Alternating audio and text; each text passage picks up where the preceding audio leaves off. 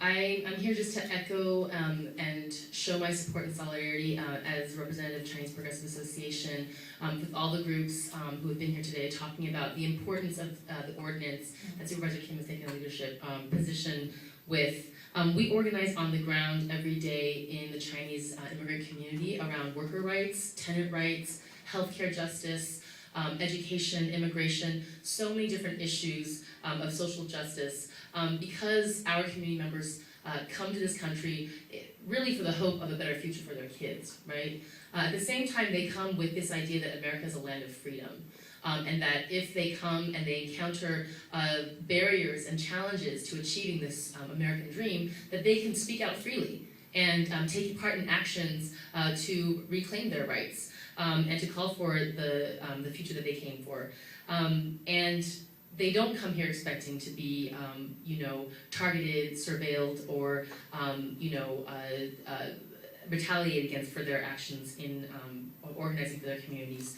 So we have always been involved as CPA in multiracial alliance work with different communities because we understand that the history of this country has been to pit different groups and different communities against each other and to target people who are different from the dominant white norm. And that's a reality of this country, that race has been used to divide people and that people have been targeted for their racial identity as well as their political beliefs. So it is very important, we think, to understand that an injury to one is an injury to all, and that we should not stand or allow for any community to be targeted, surveilled, or otherwise, discriminated against due to their racial identity, due to their nation of origin, or due to their political beliefs. And there's so much historical precedent that already has been shared by many people. I think what many in the Chinese community, especially the Chinese immigrant community, do not know as much about is the history of repression against the civil rights movement and the direct targeting of people who stood up for the very things we fight for today, right? For racial equality, for economic justice.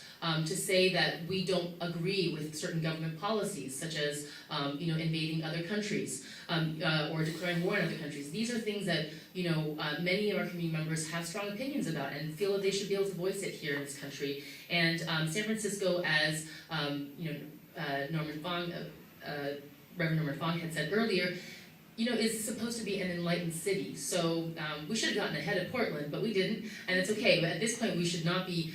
We should be able to follow Portland, right, at the very minimum. So we're just here to express our solidarity with all the communities here, and to also recognize that, in addition to the history of abuses against the Chinese and the API community throughout history, from the Chinese Exclusion Act, on and through everything that people talked about. In recent history, really the communities that had been under severe scrutiny and attack has been the Middle Eastern, Muslim, Arab communities, as well as the African American community, and that we need to show our solidarity because we want everyone to have each other's back, right? So if they come to attack Chinese community, if they come to attack the Japanese American community, we should all be out there to support each other. So we hope that the mayor and the rest of the board of supervisors will take a strong stand and sign this ordinance.